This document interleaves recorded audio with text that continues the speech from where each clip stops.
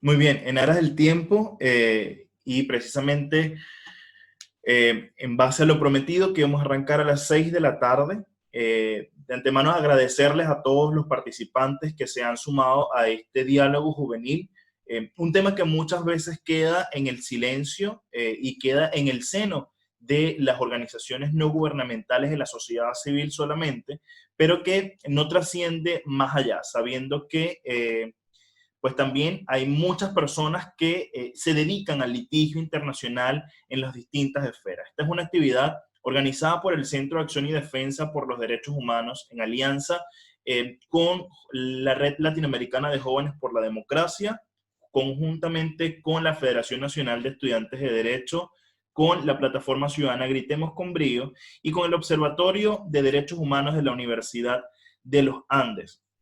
Este espacio tiene como objetivo poder socializar la experiencia de tres de las principales acciones que se han tenido en el ámbito internacional. Básicamente, la primera viene dada por la experiencia del litigio en el sistema interamericano de derechos humanos, en la Comisión Interamericana de Derechos Humanos propiamente, eh, básicamente por el hecho de que es novedoso que encontremos a jóvenes cuyo rango etario es entre los 18 y los 30 años, haciendo parte de este trabajo de incidencia internacional y además también se dedican pues al trabajo de documentación.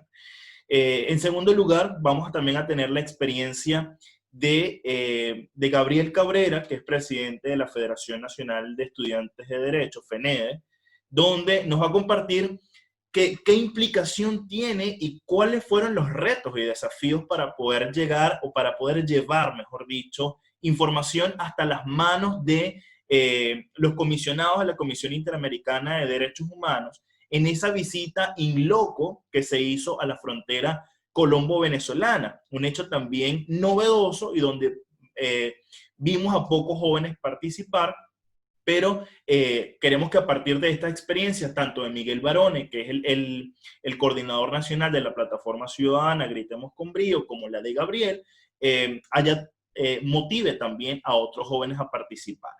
En mi experiencia personal, voy a abordar precisamente lo que es la experiencia de la incidencia internacional vista desde la Organización de Naciones Unidas, sabiendo que fui como pionero de ese espacio de generar alguna incidencia dentro de la oficina de la Alta Comisionada de Naciones Unidas para los Derechos Humanos de ese momento.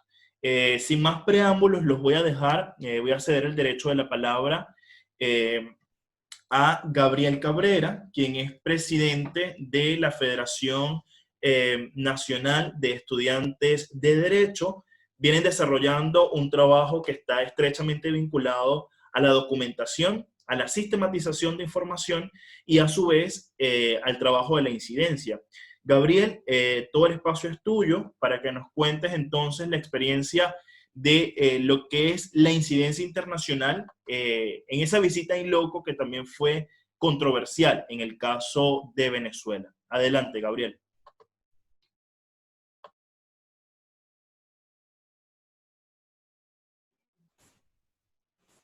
Muy buenas tardes a todos. Muchísimas gracias, Carlos, por darnos la oportunidad de participar en esta actividad y a todas las personas que se han ido conectando en este momento. Agradecidos por tomarse este tiempo de poder escuchar sobre lo que es el tema de la incidencia internacional y cómo ha sido un reto para nosotros hacer esto. Me gustaría que, para conocerlos a todas las personas que están conectadas ahorita, que envíen de dónde vienen, en qué participan, en qué organización, y su interés acá al chat del grupo mientras vamos conversando. También que me confirmen si me pueden escuchar bien. Sí, Gabriel, te escuchamos perfecto, en mi caso. Perfecto, Carlos, muchísimas gracias. Pero una vez más, bienvenidos a todos. El día de hoy vamos a estar hablando sobre el papel de los jóvenes en la incidencia internacional, pero también a mí me gustaría que fuese a modo aclaratorio. Hay muchas dudas sobre el venezolano siempre pregunta, pues bueno, tanto fuera o dentro de Venezuela, ¿cómo funciona? ¿Para qué sirve? ¿Cómo se comen estas denuncias? ¿Cómo ayuda eso a que haya una transición democrática o la salida del régimen de Nicolás Maduro del país? ¿Y cómo podemos nosotros denunciar y llegar a estas instancias. Son varias de las dudas que generalmente nos plantean. Y lo que yo les voy a contar en este momento es un poco sobre cómo hemos ido desde la protesta, desde la violación sistemática de los derechos humanos, desde el atropello, hasta el organismo internacional. Porque sucedía acá en Venezuela que para los jóvenes, para las fuerzas democráticas en general, esto era algo que estaba muy arriba para nosotros.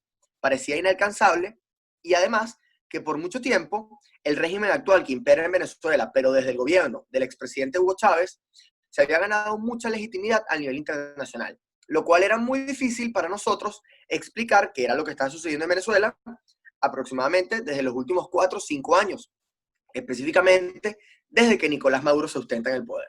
Y pues bueno, para hablar de eso, yo voy a irme a un caso muy puntual que fue las protestas del año 2017.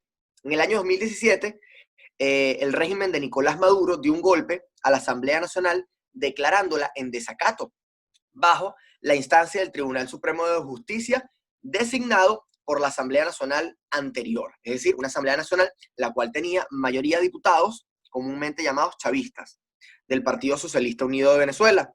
Todo esto bajo un proceso ilegal que llega en el año 2017, se pronuncia la fiscal general Luis Ortega Díaz en contra de Nicolás Maduro, esto representando a uno de los poderes de Venezuela, y por supuesto comienza un proceso de protestas, ¿no?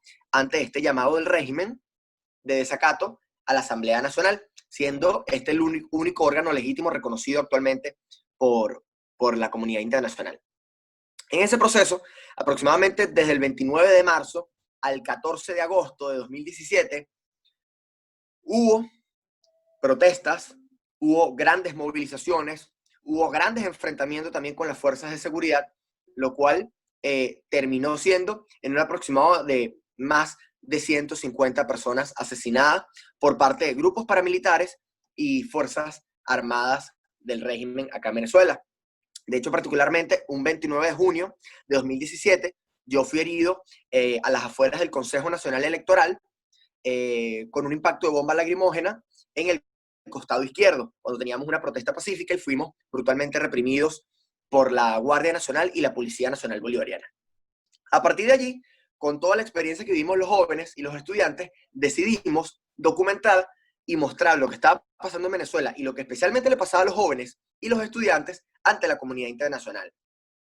Vinieron procesos entre 2017 y 2018, donde siguieron las protestas, hubo ejecuciones extrajudiciales, hubo desapariciones forzosas, asesinatos de compañeros, y pues bueno, a partir de allí se generó un contexto bastante complicado en el país, un contexto también, vi por acá que hay compañeros en Nicaragua, muy similar a lo que sucedió entre abril y mayo de 2018 en la hermana República de Nicaragua, y pues bueno, nosotros entendimos que para romper con ese discurso del régimen de que se había vendido ante América Latina y el mundo como un sistema socialista que apoyaba a los estudiantes, a los sindicatos, a los pueblos indígenas, y que era totalmente distinto a lo que pasaba en el país, nosotros teníamos que romper con esa línea discursiva a nivel internacional. ¿Qué empezamos a hacer? Nosotros entre 2018 y comienzos de 2019 empezamos a visitar consulados y embajadas de países que tanto apoyaban al régimen como que ya no lo apoyaban. Un caso muy particular para nosotros fue que a finales de 2017 comenzamos a hacer una serie de protestas en los consulados de la República Popular China y el Ecuador. En aquel momento, el presidente Lenín Moreno de Ecuador daba su respaldo a Nicolás Maduro ante la OEA, y en septiembre de 2017 nosotros hicimos una toma de lucha no violenta y protesta, que esto es lo que antecede a esta incidencia internacional, en estos consulados. Semanas después, Ecuador cambió su postura ante la OEA y también comenzamos a denunciar estos temas que no estaban en la palestra, como la persecución, desaparición y asesinato de poblaciones indígenas en el sur del país, la explotación de recursos minerales, como es el denominado arco minero, y por supuesto la criminalización de la protesta estudiantil y de trabajadores y obreros en Venezuela. Llegó enero de 2019, y en enero de 2019 hay algo que todos conocemos, que fue el reconocimiento de la Asamblea Nacional y el nombramiento de Juan Guaidó como presidente encargado de Venezuela, a manera de generar mayor presión política y cumpliendo con el artículo 233 de la Constitución, luego que nosotros hayamos desconocido a Nicolás Maduro en el fraude electoral del 20 de mayo. A partir de allí se abrieron más puertas para nosotros, para las organizaciones de derechos humanos, fuerzas políticas y estudiantes, porque con el apoyo de la Asamblea Nacional y el reconocimiento de los 50 países de enero de 2019, nosotros logramos dos cosas importantes: que los consulados y las embajadas nos reconocieran como fuerzas democráticas legítimas dentro del país, y que generáramos mayor presión sobre la Comisión Interamericana de Derechos Humanos y sobre el Alto Comisionado de las Naciones Unidas para los Derechos Humanos. Y aquí comienza esa carrera que hasta hoy, junio de 2020, hemos ido trazando. Nosotros solicitamos a Naciones Unidas que viniese a Venezuela una comisión respaldada por el Alto Comisionado de Michelle Bachelet, como todos los conocemos, expresidenta de Chile, comisionada de Naciones Unidas, y lo cual determinó y se cumplió que el 8 de marzo de 2019, entre el 8 y el 21 de marzo, llegara la comisión a Venezuela. ¿Qué pasó en este periodo de tiempo después del reconocimiento de Juan Guaidó y marzo que llegara a Naciones Unidas? Pasó un antes y un después para nosotros, que fue algo muy importante, y fue el 23 de febrero de 2019. El 23 de febrero de 2019, conocido como el día del intento de la entrada de la ayuda humanitaria, fueron asesinados 30 miembros de la etnia Pemón en Santa Elena de Guairén, el cual es una población al sur de Venezuela y que además forma parte del Parque Nacional Canaima, una zona protegida por la UNESCO. Ese día también fueron asesinados 3 jóvenes en el Puente Internacional Simón Bolívar, en frontera con Colombia, luego que el ejército venezolano, de hecho, violara soberanía de Colombia pasando parte del río Táchira en el puente.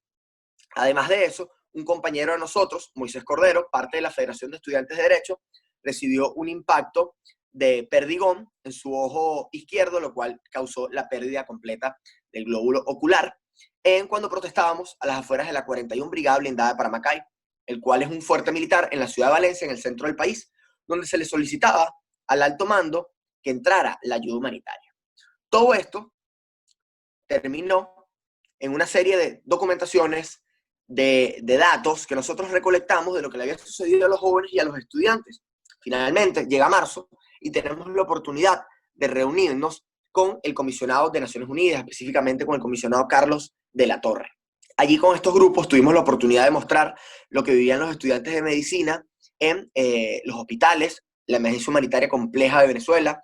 Tuvimos la oportunidad de mostrar los heridos, familias de asesinados, de desaparecidos y también de torturados, además de personas sometidas a tratos crueles e inhumanos, como es el caso de nuestro compañero Moisés, que perdió su ojo.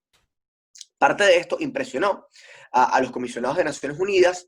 Ellos nos decían que, pues bueno, ellos acudían al llamado de protesta en Venezuela, pero no era lo mismo vivirlo.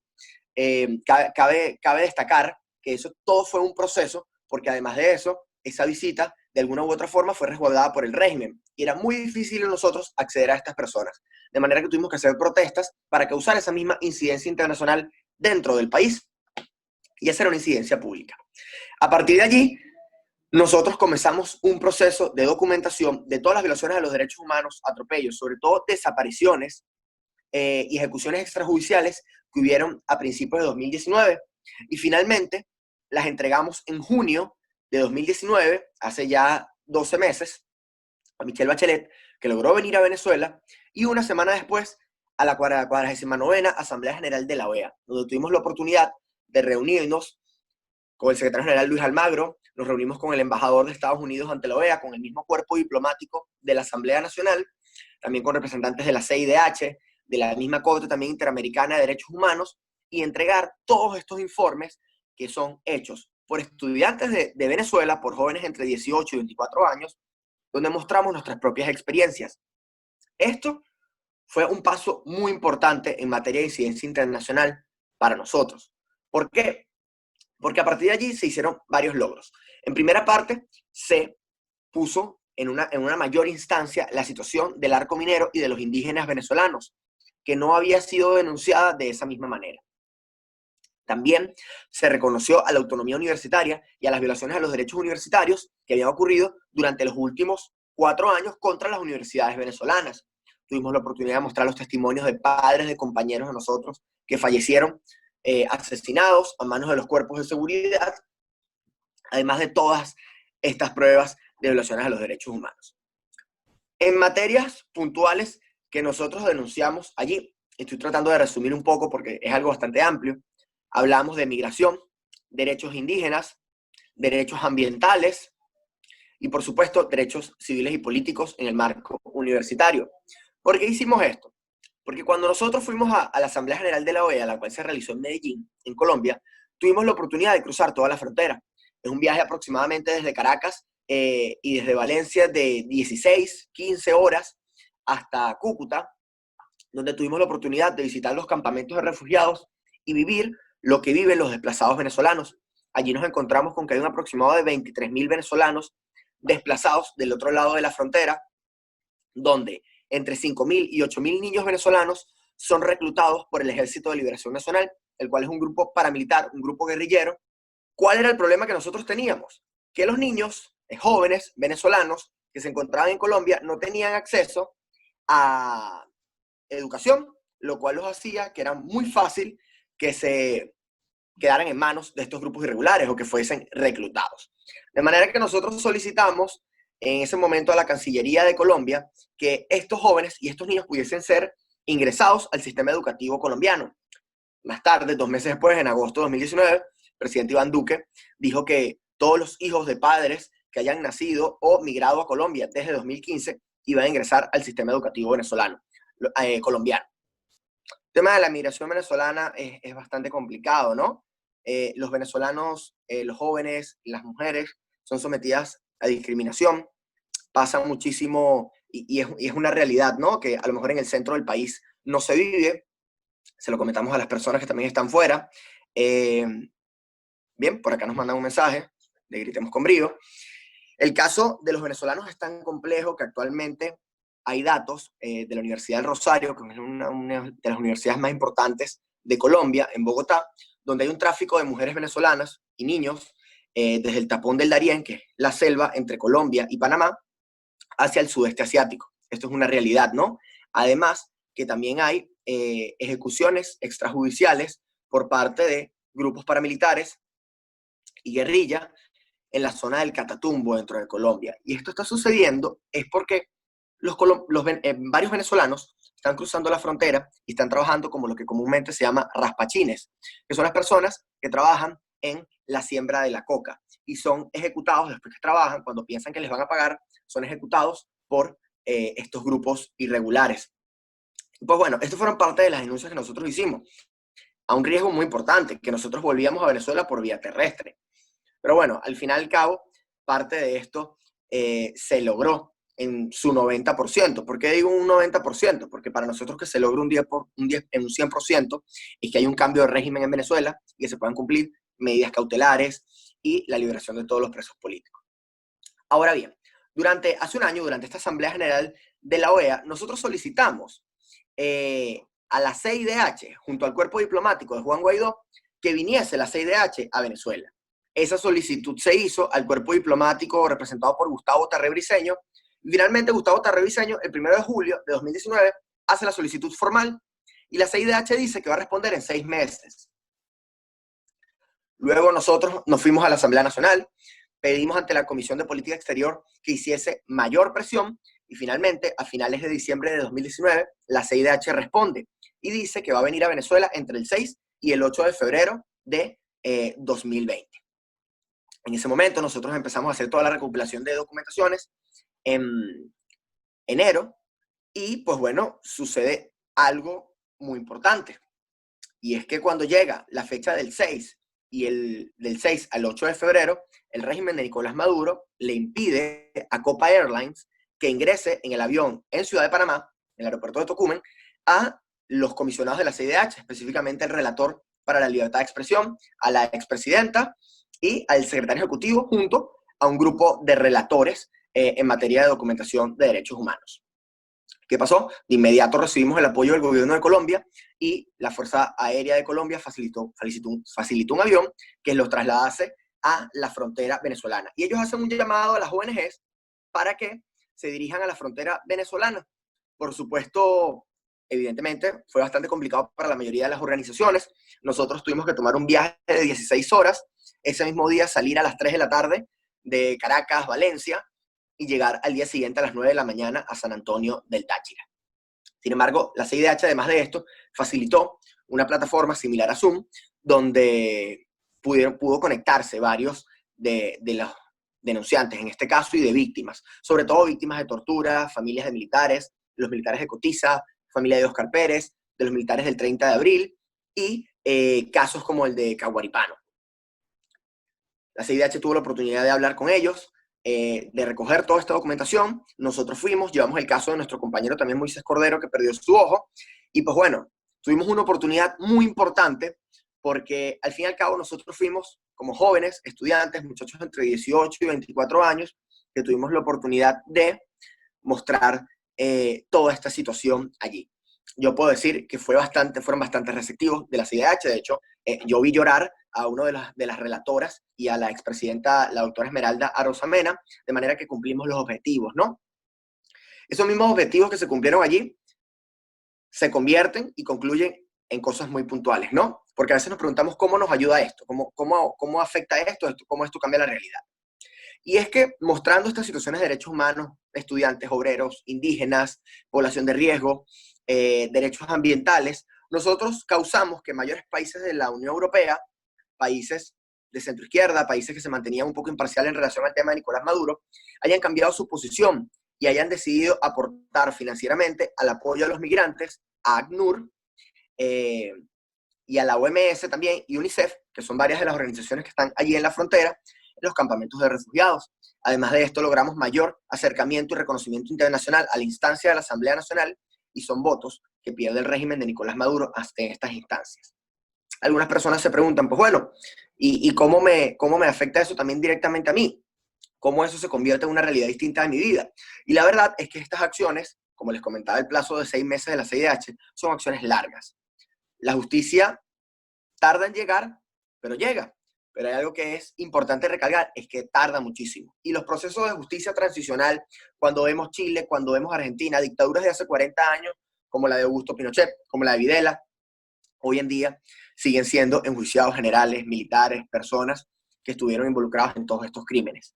Entonces, esto es un primer paso, especialmente para las víctimas y las familias de las víctimas, que lo primero que necesitan es que se acabe el daño, que haya justicia para que pueda haber perdón. Entonces, todo esto forma parte de una serie de documentaciones que nosotros en un futuro presentaremos ante la Corte Penal Internacional, ante la Fiscalía y ante el Tribunal Supremo de Justicia, luego que haya una transición democrática en Venezuela, para lograr que se dé todo este proceso de justicia transicional, que es muy importante.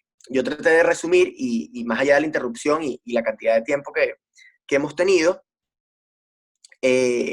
voy a tratar de resumir todo esto. Pues bueno, dejándolo hasta acá, de manera de que podamos hacer una ronda de preguntas antes de pasar con el próximo ponente y nos comenten más o menos su opinión, qué dudas tienen, y así puntualizar estos casos. Muchísimas gracias. Quienes tengan alguna pregunta o comentario, pueden hacerlo, pueden habilitar su audio, y seguimos con la pregunta. Perfecto, Gabriel. Por razones bueno, que hubo un intento de boicot de la sala, todos están silenciados. No hay la posibilidad de abrir los micrófonos, pero sí pueden dejar sus preguntas igual en el chat.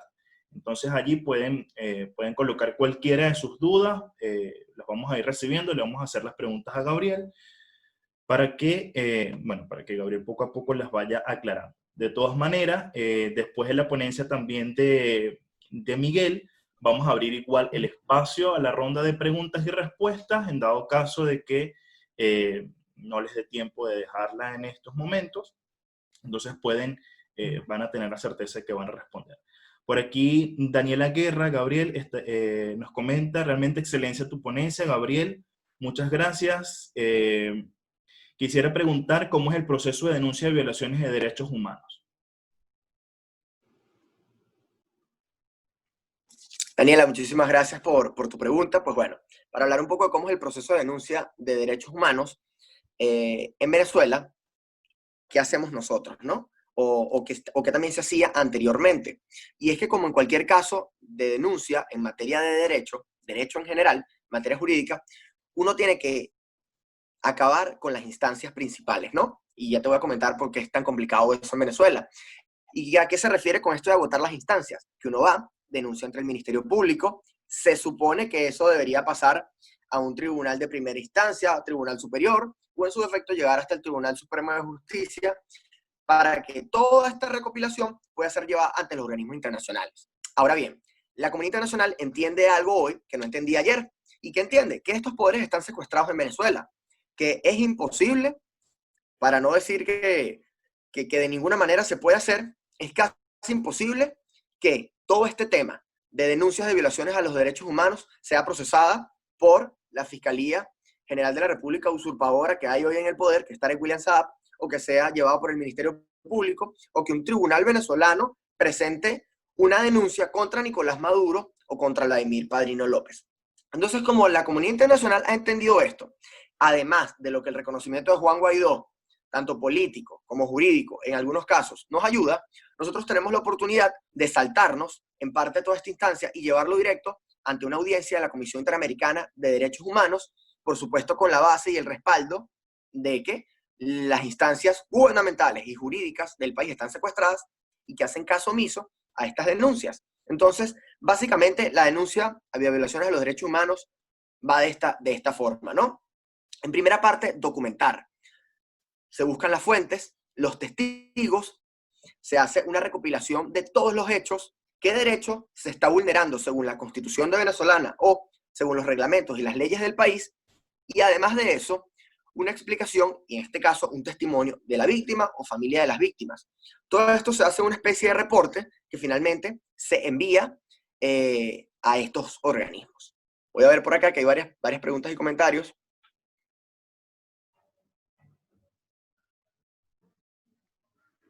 Mónica, muchas gracias por abrir estos espacios, no de caer ante la barbarie. Muchísimas gracias, Mónica, por desde tu mensaje. Nicaragua, Gabriel, dice, en Nicaragua también tuvimos un proceso similar con respecto a las violaciones de los derechos humanos a partir de abril de 2018. Mi pregunta sería, ¿crearon algún archivo o registro que contenga los testimonios de las violaciones de derechos humanos según el trabajo investigativo? Un saludo a los muchachos de Nicaragua. Sí, efectivamente, este registro va de las siguientes formas, ¿no? Las organizaciones de derechos humanos que tienen mucha trayectoria en Venezuela, desde los años 80, 70, 90, como Provea, como COFAVIC, han hecho parte de estas recopilaciones en materia de derechos civiles y políticos. Además de esto, hemos estado en las organizaciones no gubernamentales y estudiantiles de jóvenes, que desde 2013 y 2014, como CADEF, como Gritemos con Brío, como FENEDE, hemos estado en esta materia, ¿no? Específicamente en los casos que nosotros llevamos.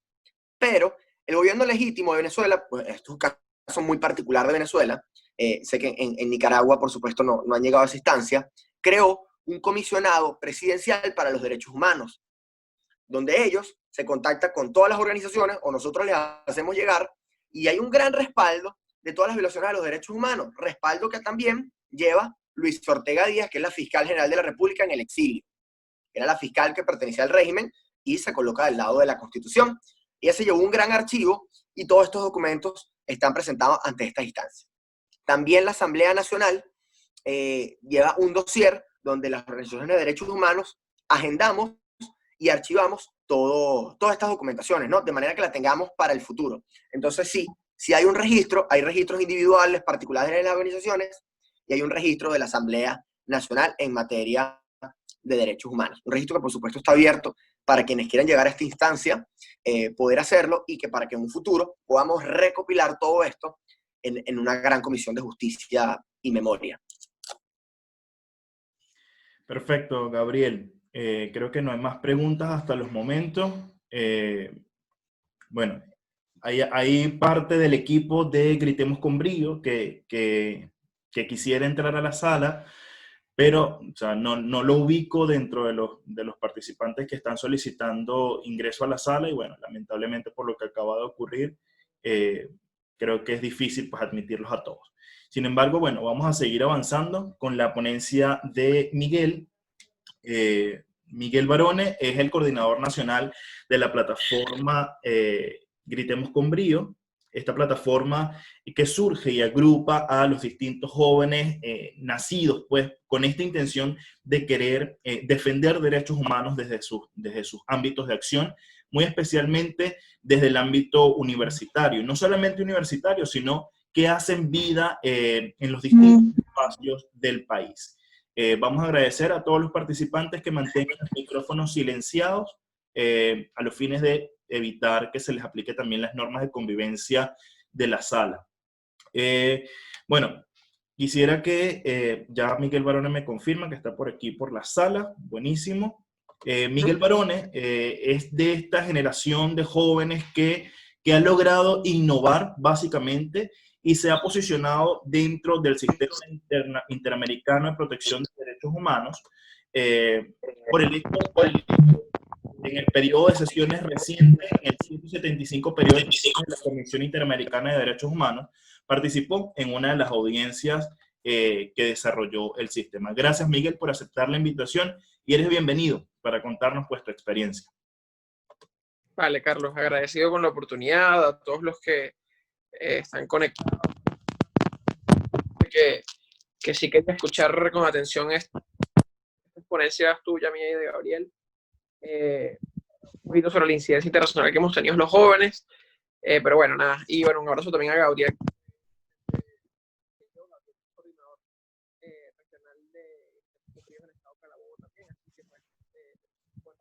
Miguel, disculpa, no se te escucha bien. Creo que tienes como el micrófono del equipo. ¿Me escuchan mejor? Sí, precisamente ahí se escucha mejor. Ok. Bueno, nada, como explicaba antes, Gabriel, por ejemplo, forma parte también de nuestro equipo de Gritemos con Brío. Él es el coordinador regional de Gritemos en el estado Carabobo, así que tenemos rato haciendo equipo y bueno, también estoy bastante orgulloso del trabajo que él ha hecho en temas de incidencia internacional. Bueno, precisamente mi intervención se quería basar un poco en lo que fue mi participación en el periodo de sesiones, el último periodo de sesiones de la CIDH, que se llevó a cabo en un destino quizás insospechado para muchos, pero que en realidad fue muy nutritivo también por conocer una cultura distinta y también porque nos dio la oportunidad a los jóvenes de tener una voz presente dentro de una audiencia de la CIDH, que fue en Haití. Esta audiencia que me agarró ya yo volviendo a Venezuela y instaurándose la cuarentena, me pude haber quedado varado en Haití cuando empezó todo esto a principios de marzo. Bueno, nosotros fuimos, en verdad, Carlos, no por una audiencia, sino por dos. De hecho, fui invitado por el equipo de Aula Abierta a través de una audiencia que nosotros suscribimos desde Gritemos con Brío, tanto para la defensa, o mejor dicho, en su nombre real era afectaciones al derecho a la educación, libertad académica y autonomía universitaria, y otro que era en torno a la emergencia humanitaria compleja que se vive en el país. Y fui ponente en ambas, bueno, ponente no fue, intervine en ambas audiencias. Obviamente en el contexto en el que nos encontrábamos para el momento de la audiencia, eso fue los primeros días de marzo y hasta el 27 de febrero hubo una amenaza que se posaba sobre la Universidad Central de Venezuela, universidad en la cual soy representante estudiantil porque soy secretario de Asuntos Nacionales de la Federación de Centros Universitarios de la UCB, y teníamos pues esa amenaza latente de que el Tribunal Supremo de Justicia del régimen iba a intervenir a la Universidad Venezolana, pues acabando con cualquier vestigio de libertad académica y por supuesto de autonomía dentro de nuestras universidades, porque no solamente iban por la UCB, sino que iban por el resto de las universidades.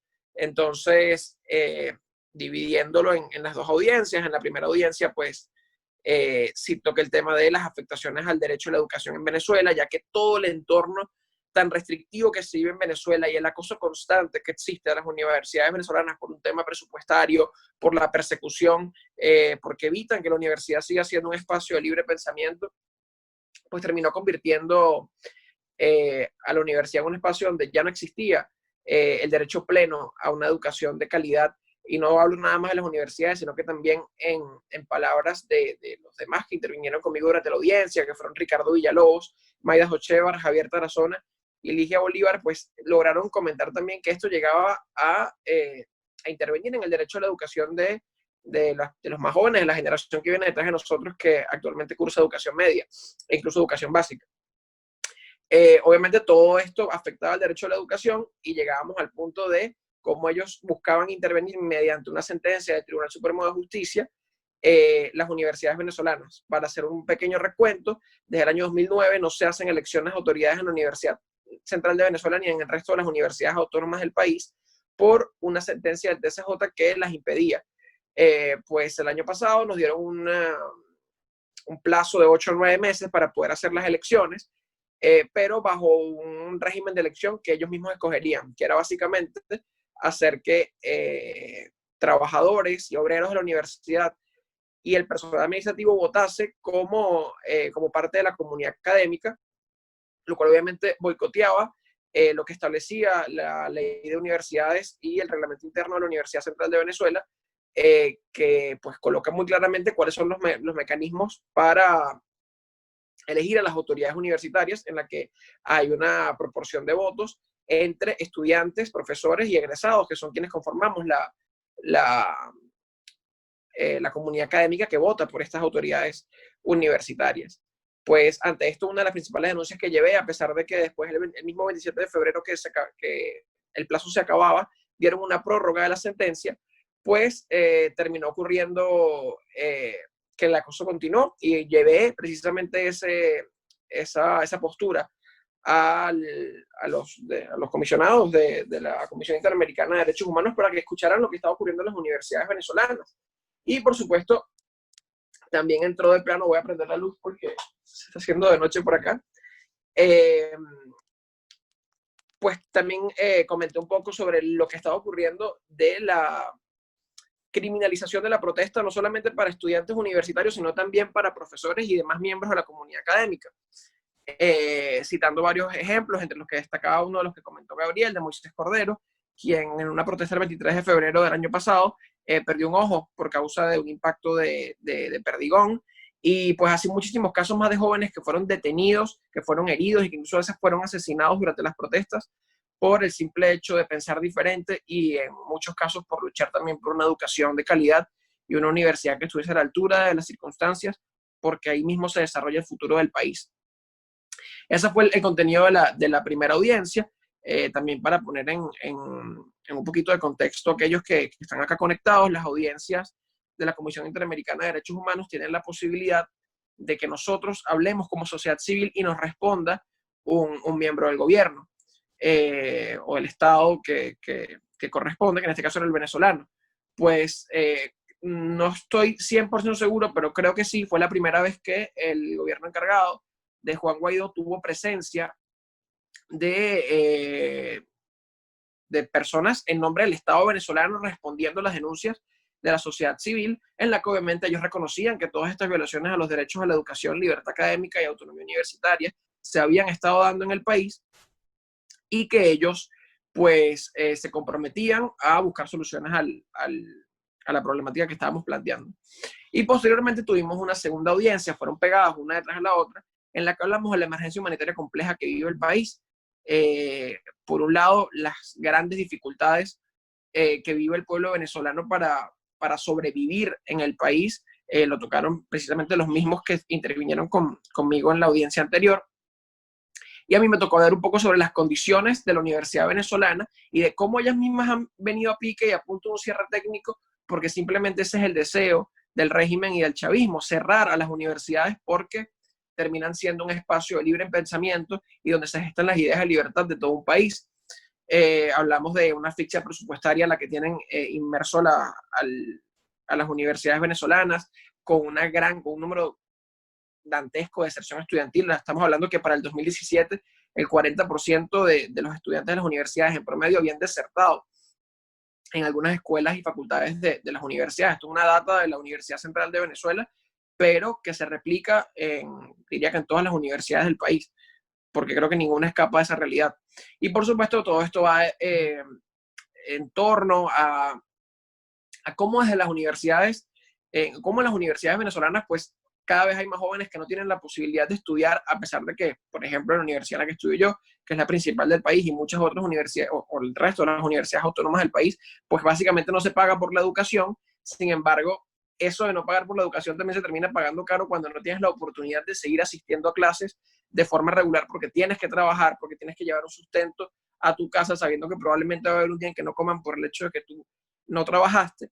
Y nosotros incluso logramos darnos cuenta de eso desde Gritemos con Brío. Durante el mes de mayo de este año tuvimos una encuesta para hablar un poquito sobre las posibilidades laborales de los jóvenes en el contexto venezolano, y los resultados fueron bastante alarmantes, porque un grupo muy, muy grande de los jóvenes venezolanos, más de la mitad, pues ni siquiera estaba cursando ninguna carrera universitaria de momento, a pesar de que estaban en el rango de edad donde nosotros los jóvenes pues deberíamos continuar nuestro proceso de formación, y que incluso ellos mismos ni siquiera creían que en las universidades venezolanas ni se estaba impartiendo el conocimiento necesario para insertarse en la vida laboral, y muchos de ellos pues creían que incluso un título universitario no servía de nada para conseguir un mejor empleo en Venezuela, algo que en cualquier otro país del mundo sería característica fundamental para obtener un ascenso laboral y por ende un ascenso dentro de la sociedad.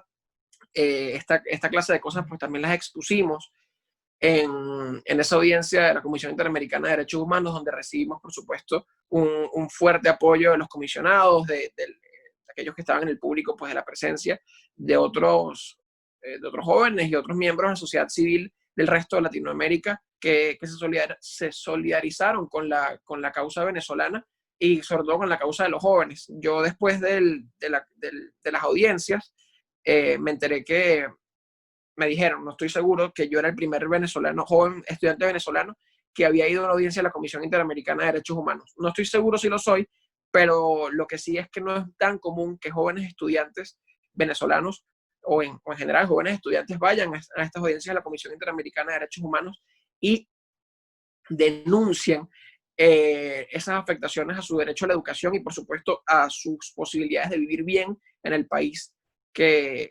el que nacieron y en donde quieren buscar todas esas oportunidades. Además de esto, pues tuvimos reuniones con Soledad García, que ella es la comisionada de los derechos económicos, sociales y culturales, y con Edison Lanza, quien es comisionado por la libertad de expresión, quienes hablaron con nosotros un poco precisamente lo que nosotros después hablaríamos en las audiencias, y la preocupación que teníamos como jóvenes venezolanos de que cada vez el futuro de nosotros se veía más difícil de cumplir nuestras expectativas y nuestros sueños en el país. Sin embargo, en mi audiencia, un extracto al final, comenté que realmente la misma fortaleza que me había llevado a mí a ese espacio en representación no solamente de los estudiantes venezolanos, sino de todos los jóvenes venezolanos que padecemos la lamentable situación que estamos viviendo en el país, esa misma fuerza tenía millones de venezolanos para continuar formándose dentro y fuera del país, pero los cientos de miles que lo hacen dentro del país, sin duda alguna lo hacen con el sueño de aportar a una mejor Venezuela, de aportar un mejor futuro para ellos y para su familia, que sin duda se tiene la expectativa de que se pueda lograr. Y desde la Comisión Interamericana de Derechos Humanos, pues recibimos ese espaldarazo y una decisión unánime de continuar monitoreando esta situación, que era una de las primeras veces que se llevaba a la palestra pública en Venezuela, en la CIDH, sobre esto que está pasando en Venezuela en torno a la educación. Y la verdad que ese compromiso y la forma en la que los impactó, estoy seguro que va a traer resultados positivos en torno a que se visibilice cada vez más la difícil situación que estamos viviendo los estudiantes venezolanos en el país, aquellos que queremos continuar pues echándole pichón para formarnos, sabiendo que la formación y la educación son un motor fundamental para el desarrollo del país, que esa es una de las aristas principales que nosotros cubrimos desde Gritemos con Brío. Y por supuesto de que ellos van a continuar monitoreando para ser cada vez más garantes de que esto pueda cumplirse. Sin embargo, pues bueno, esa audiencia fue justo antes de que cayera la cuarentena, no hemos vuelto a los salones de clases, no hemos vuelto a esa normalidad que existe en Venezuela, normalidad entre comillas lo que existe en Venezuela, porque nada de lo que pasa aquí puede ser normal. Pero pues nos veremos una vez que se retome esa normalidad en el país, cuáles son las siguientes acciones del régimen contra la Universidad Venezolana, que va a continuar y que van a aprovechar cualquier oportunidad para poder irse metiendo. Uno de los casos emblemáticos es que mi universidad, de nuevo, la Universidad Central de Venezuela, que es Patrimonio Cultural de la Humanidad, tuvo un daño infraestructural en uno de sus pasillos, y precisamente los primeros que fueron a responder fueron los personeros del régimen para poder dar ellos la obra, arreglarlo y poder decir que ellos tienen potestad ahora sobre la Universidad Venezolana, y es algo que los estudiantes venezolanos tenemos completo compromiso de no permitir. Entonces, quedo atento a las preguntas y a las intervenciones del resto. Muchísimas gracias, Carlos, por el espacio. Vale, gracias a ti, Miguel, por compartir tu experiencia. Recordamos que cualquiera de las intervenciones, cualquier pregunta pueden hacerlas al chat y les vamos a estar haciendo pues los comentarios y las preguntas a Miguel. No sé si alguien tiene alguna pregunta. Si no, bueno, seguimos avanzando. Creo que todo súper claro. Nada, creo que tanto la experiencia de Gabriel, que está muy estrechamente vinculado a la visita in loco y todo el recorrido que se ha hecho para poder llegar hasta ese espacio, es muy similar y se conecta pues a la experiencia de Miguel, precisamente porque está vinculado a lo que es el Sistema Interamericano de Protección de Derechos Humanos, vista desde dos experiencias o dos mecanismos diferentes para poder hacer incidencia en el ámbito internacional. Una es la visita in loco y la otra el periodo de sesiones de la Comisión Interamericana de Derechos Humanos. Quienes quisieran conocer un poco más sobre cómo funciona el sistema, cómo hacer la petición para una solicitud de audiencias, o si por el contrario desean enviar información a la Comisión Interamericana sobre un tema en particular, sé que tenemos participantes de otros países dentro de la sala. Aplica para cada uno de los países de Latinoamérica y el Caribe lo que es el sistema regional, porque precisamente en eso se desarrolla. Por último, yo quisiera cerrar básicamente con la experiencia que yo he tenido, y esta se fundamenta en otro sistema, y otro sistema internacional de protección de derechos humanos, y está muy estrechamente vinculado ya al sistema universal. El sistema universal básicamente tiene un mayor grado de complejidad en respecto a lo que es el sistema regional, ¿no? Creo que un punto que nos conecta a los tres, tanto a Gabriel como a Miguel y a mí, es que nos conecta el ámbito de que siempre vamos detrás de la documentación, siempre andamos buscando y recopilando la información, porque es a través de este proceso de documentación que se activan entonces los organismos internacionales de protección de derechos humanos. Muchas personas dirán, bueno, ¿por qué la ONU no hace nada? ¿Por qué la OEA no hace nada? ¿Por qué Michelle Bachelet no hace nada? Y es que básicamente los organismos no se activan solos, los organismos hay que activarlos, y esa activación viene dada por el trabajo ciudadano del día a día en los procesos y las metodologías de documentación. Tanto FENEDE, la Plataforma Ciudadana Gritemos con Brío, como CADEF, llevamos estrategias y metodologías para la recopilación de esa información.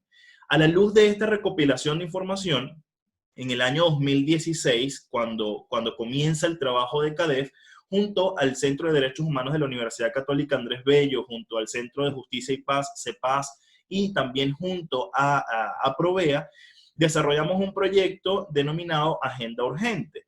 Este proyecto de Agenda Urgente, en ese año 2016, cuando todavía no estaba reconocida una emergencia humanitaria compleja en Venezuela, decidimos pues recorrer los 23 estados del país, escuchando a las personas, porque a partir de allí, a partir de los testimonios, es donde comienza a desarrollarse la información. Tuve la responsabilidad de viajar por los 23 estados, hablando de derechos humanos y planteando además la metodología del trabajo de documentación.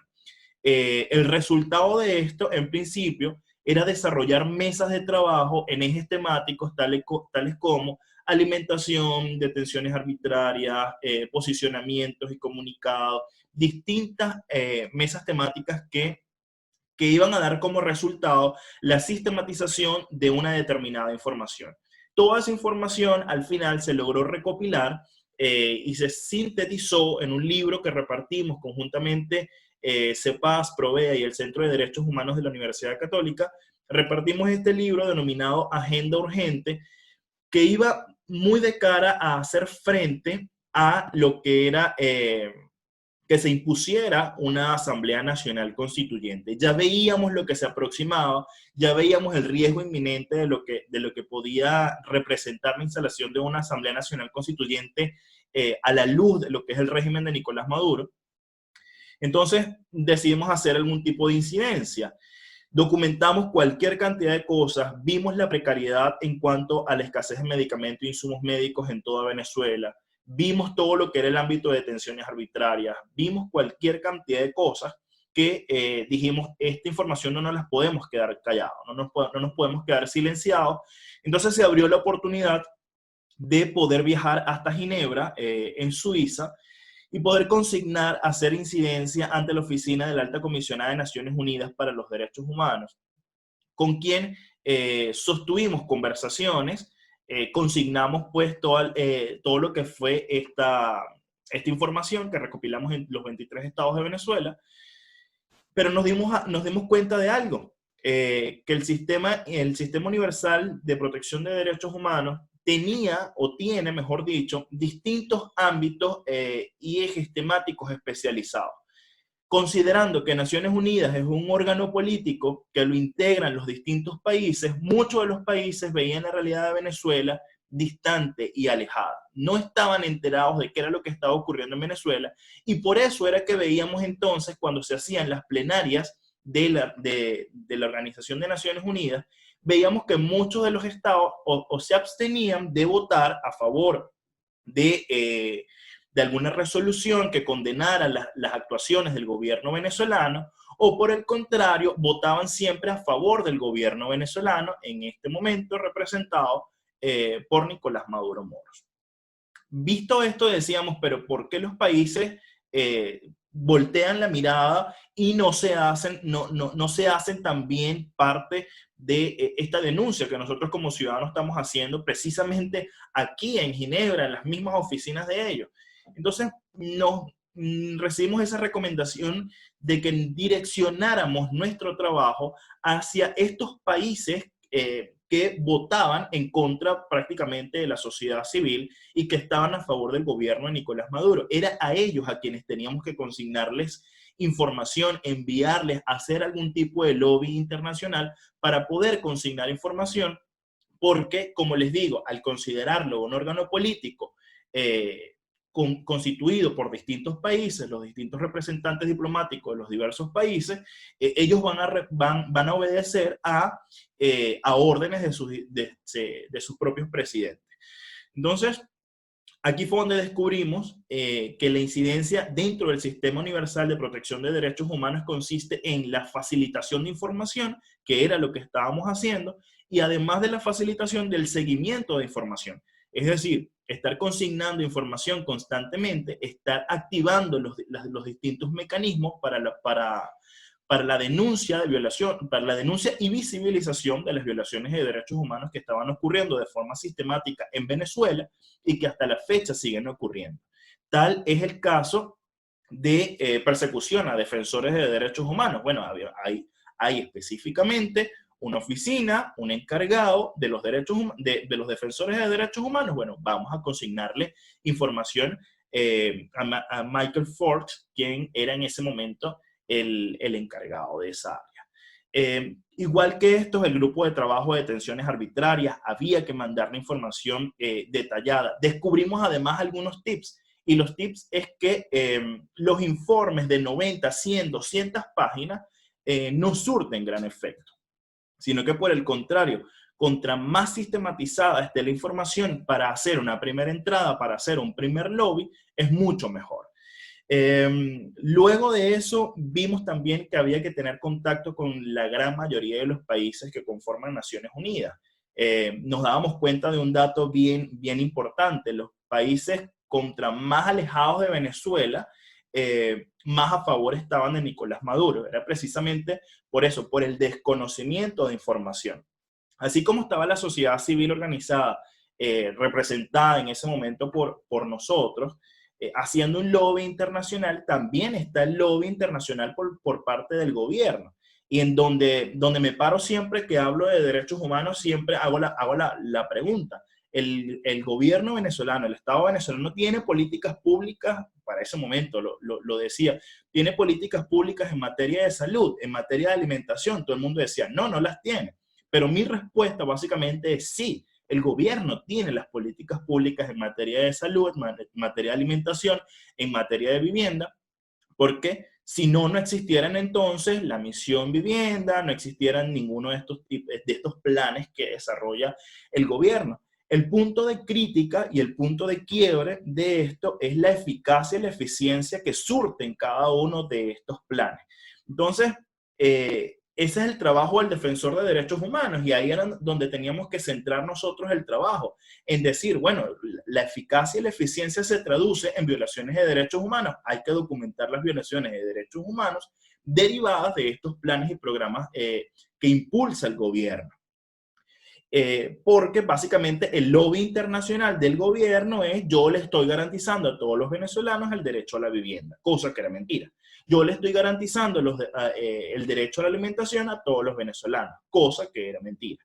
Entonces, básicamente, hasta cierto punto, vamos a decir, tienen razón. Es decir, porque tienen la creación del programa, tienen la creación de la política pública, pero la otra cara de la moneda es que son políticas públicas totalmente discriminatorias, son políticas públicas que no están acordes a una realidad, son políticas públicas del disfraz. Entonces, basado de esta realidad, era que decíamos, bueno, hay que hacer uso de todos los mecanismos, hay que consignar información segmentada a cada uno de los relatores, a cada uno de los encargados, a cada una de las misiones permanentes de los países aquí en Ginebra, para poder entonces hacer un lobby eficaz. Frente a eso se abren algunas oportunidades, y creo que también coincido en este punto con Gabriel, el tema de la visita de ese momento de la delegación técnica de la Oficina de la Alta Comisionada de Naciones Unidas. Es un trabajo que no es nuevo, es un trabajo que básicamente llevaban haciendo ese lobby internacional los maestros de mi generación, por así decir, quienes me enseñaron a mí a ser defensor de derechos humanos, se hicieron viejos prácticamente haciendo ese lobby internacional, pero llegó un momento en el que se dio, y las luchas por esto normalmente tardan, pero siempre llegan. Entonces, ese primer acercamiento, esa primera visita de la delegación técnica de la Oficina de la Alta Comisionada, hasta que se dio la apertura a la visita de la Alta Comisionada Michelle Bachelet a Venezuela. ¿Cuál es el impacto que puede surtir esta medida? ¿Cuál es el resultado? Bueno, la instalación de la oficina técnica de la Alta Comisionada de Naciones Unidas, Michelle Bachelet, en Venezuela, a quienes se le ha facilitado información, a quien se le ha consignado los distintos informes, las distintas realidades. Y esta es una tarea que no solamente estas tres organizaciones que hoy estamos hablando aquí deberíamos desarrollar. Por el contrario, todos los ciudadanos estamos en la potestad de poder dirigir información a ellos, siempre y cuando haya una línea estratégica y metodológica para poder consignar información. Porque de una u otra manera hay un formalismo para hacerlo. Frente a esto, cualquier cantidad después de hacer ese lobby en el 2016, 2017, y después los siguientes viajes que se dieron directamente a Ginebra para poder hacer ese lobby internacional, hasta la fecha, entendimos que el Sistema Universal de Naciones Unidas, cuyo órgano principal es la Organización de Naciones Unidas, necesita de información constante y permanente para poder activarse. Valiosa la introducción que hacía Gabriel precisamente con grandes históricos violadores de derechos humanos, o sea, cómo se activaran los órganos en contra de esas personas. La Corte Penal Internacional, todos estos organismos se activan a través de la consignación de información de las personas. Después de esa experiencia de poder ver cómo se desarrollaba, cómo se movía el Sistema Universal de Derechos Humanos, dijimos, bueno, hay distintas instancias, y en el caso de Venezuela está la Oficina para Asuntos Humanitarios. Bueno, hay que consignarles información de asuntos humanitarios. Está el PNUD, está cualquiera de las agencias de Naciones Unidas. Hay que hacer un tipo de lobby dentro de esas instancias. Actualmente en Chile, que es donde me encuentro, tenemos la sede regional de Naciones Unidas. De la región tiene una sede propia de Naciones Unidas que se encuentra aquí en Chile, y lo primero que yo hacía y pensaba al llegar aquí a Chile era, bueno, ¿cómo logro yo tener un acceso y un acercamiento a esa sede? Me di cuenta también que hay una representación de del grupo de trabajo de detenciones arbitrarias, y bueno, toda la información de detenciones arbitrarias que se logra documentar, lo primero que hago es recoger mi carpeta e irme hasta la sede de Naciones Unidas y consignar la información. Hay cualquier cantidad de mecanismos, cualquier cantidad de instancias para poder activar los órganos internacionales. Lo decía un secretario ejecutivo de la Comisión Interamericana de Derechos Humanos cuando teníamos un diálogo bilateral. Me decía, mira, quizás el resultado de tu trabajo lo van a ver tus nietos, pero al final se va a ver el resultado. Eso básicamente, a lo mejor, palabras que pueden desesperanzar a cualquiera, pero es la realidad, y por lo tanto debemos seguir documentando, debemos seguir denunciando, debemos seguir activando los órganos internacionales, sabiendo que el acceso a la justicia está totalmente restringido. Esta es a grandes rasgos la experiencia del sistema universal y las recomendaciones, pues básicamente que yo les hago a la luz de ese trabajo de incidencia, ¿no? Que se viene desarrollando en esos primeros viajes que se hicieron a Ginebra, en la sede regional de Naciones Unidas aquí en Chile, y lo que poco a poco vamos conquistando. Lo decía también Miguel, el hecho de conquistar el sistema universal, el sistema interamericano de protección de derechos humanos desde la perspectiva joven. Es decir, los jóvenes, y lo decíamos en esos primeros momentos cuando fundamos CADEF en ese año 2015-2016, lo decíamos, es decir, ya los jóvenes tenemos que dejar de ser vistos como las víctimas para convertirnos entonces también en defensores de nuestros propios derechos, y no solamente de nuestros propios derechos, sino defensores de los derechos de los demás. Entonces, eso es lo que va calando básicamente cómo los jóvenes vamos conquistando los distintos espacios, cómo los jóvenes vamos llegando a los distintos espacios, pero con una recomendación, y con esto cierro. La recomendación es que siempre tenemos que trabajarlo en red, porque en red y de manera conjunta, es decir, nutrirnos de las experiencias de los demás, saber quiénes son nuestros pares, que llevemos el mismo rango etario, que de una u otra manera tenemos la educación y la contribución de grandes organizaciones, de gran envergadura y de gran trayectoria, tenemos esa metodología, bueno, vamos a aplicarla, pero articulando grupos de trabajo. Y creo que no puede ser una mejor apertura a hacer estos diálogos juveniles con FENEDE, con la plataforma ciudadana Gritemos con Brío, que tienen pues esta experiencia, y que son organizaciones que han surgido, organizaciones, grupos, movimientos, que han surgido de manera emergente. Es decir, así como CADEF nace en medio de ese primer estallido social en el año 2014, y ya con toda una experiencia previa, y posteriormente fue posicionándose dentro de Venezuela, y ahora en el ámbito internacional, bueno, básicamente tanto Gritemos con Brío como FENEDE nacen de eso mismo, pero diríamos coloquialmente, no nos quedamos en simplemente hacer unos tirapiedras, tenemos que articular y hacer esto de forma estratégica y metodológica para poder conquistar espacios que históricamente nunca han sido conquistados por los jóvenes,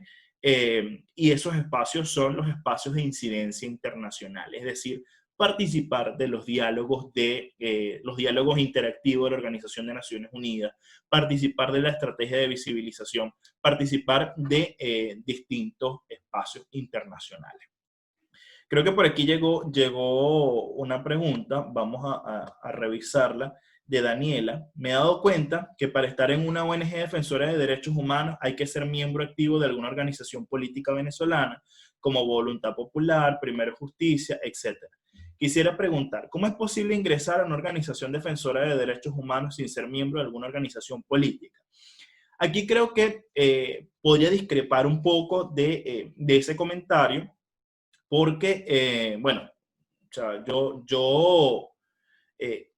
llevo también un trabajo de defensa de derechos humanos, y jamás me he colocado una polera de un partido político, ni de disidencia ni de oficialismo. O sea, yo siempre voy como por la misma línea de la defensa y la dignidad humana. y es el mismo caso de la plataforma Gritemos con Brío, es el mismo caso de FENEDE. No necesariamente hay que pertenecer a un partido político, y creo que nuestras organizaciones, precisamente las tres que estamos aquí, estamos abiertos a recibir gente para poder hacer, porque el trabajo por la defensa de los derechos humanos no está limitado por un pensamiento político partidista. Entonces, ánimo, o sea, te puedes colocar en contacto con cualquiera de nosotros, igual a través de las redes sociales, puedes buscar @_cadef, Gritemos con Brío, FENEDE por Venezuela, y allí vas a tener pues información. Con esto cierro, agradecido con todos por su presencia. Le doy entonces el derecho de palabra a una de nuestras organizaciones aliadas para desarrollar este diálogo juvenil, la juventud, los jóvenes y la incidencia internacional. Gracias a todos, esperamos verlo por nuestras organizaciones. Gabriel, Miguel, mi persona, juntamente con Daniel Picado, también estamos como articulando un trabajo en red para el posicionamiento, para poder abrir los esfuerzos, para unir esfuerzos también en pro de los jóvenes, y que bueno, no necesariamente hay que estar en un partido político para defender derechos humanos. Nelson, te dejo el derecho de palabra, agradecido también con el Observatorio de Derechos Humanos de la Universidad de los Andes, quien ha facilitado pues herramientas y inclusive la plataforma para poder reunirnos esta tarde. Adelante, Nelson. Hola, buenas tardes. Muchas gracias por darme la palabra. Mi nombre es Nelson Rivas, soy coordinador del área de investigación, pasantías y voluntariado del Observatorio de Derechos Humanos de la Universidad de los Andes en Mérida, Venezuela. Primero que nada, Carlos, quiero felicitarte por el diálogo que has impulsado en cuanto a la incidencia en materia de derechos humanos por parte de la juventud en el espacio cívico. De hecho, hace unos minutos, bueno, hace un par de horas tuvimos una reunión con representantes de la Oficina del Alto Comisionado para los Derechos Humanos de Naciones Unidas, que se encuentra en Caracas, son los delegados de Bachelet, digámoslo en términos más llanos, en Caracas, y que hace monitoreo constante sobre la situación de derechos humanos en las regiones. Y bueno, precisamente estaba observando la composición del grupo, y la mayoría pues son personas jóvenes que están muy preocupadas por la situación de los derechos humanos en Venezuela, y que pues se ven afectados porque no tienen derecho a la educación, a la alimentación, al desarrollo, al acceso a tecnología, ni siquiera al acceso a la información. Entonces, son los jóvenes los que estamos tomando la dirección del país y las herramientas de denuncia para hacer que esto, pues, de alguna u otra manera cambie para bien y podamos recuperar la democracia. Que yo quería decirles, para no alargar más la reunión, es que pueden entrar a la página del Observatorio de Derechos Humanos, www.uladdhh.org.be. Carlos se los va a compartir por correo electrónico. Allí tenemos una sección de informes de investigación en los cuales ustedes pueden ver el formato. Si ustedes tienen organizaciones o trabajan con organizaciones y quieren llevar documentación sobre algún tema en específico, puede ser sobre derechos humanos en general, derechos civiles y políticos, o derechos económicos, sociales, culturales y ambientales, o derechos de la mujer, derechos de las personas LGBTIQ con limitaciones en movilidad, niños, etcétera. El tema que ustedes quieran, pueden ver el tipo de formato de informes que nosotros preparamos para instancias internacionales, y con todo gusto los podemos asesorar. Nosotros tenemos también un programa de pasantías, un programa de voluntariado, del cual ustedes pueden conformar partes para que hagan esa incidencia. Y si pertenecen o tienen enlaces con organizaciones regionales, nos encantaría poder hacer enlaces de trabajo, alianzas de trabajo, que pudiéramos sacarle más provecho al trabajo que están haciendo. Entonces, bueno, sin más que añadir, una cosa más, por supuesto. Nosotros terminamos un diplomado el pasado jueves, y este diplomado, pues por la situación de la pandemia, nos vimos obligados a hacerlo de manera online, aunque ha sido bastante provechoso. Entonces, todas las clases en materia de sistemas internacionales de protección a los derechos humanos han sido dictadas por expertos académicos en la materia y personas que han trabajado directamente con los sistemas.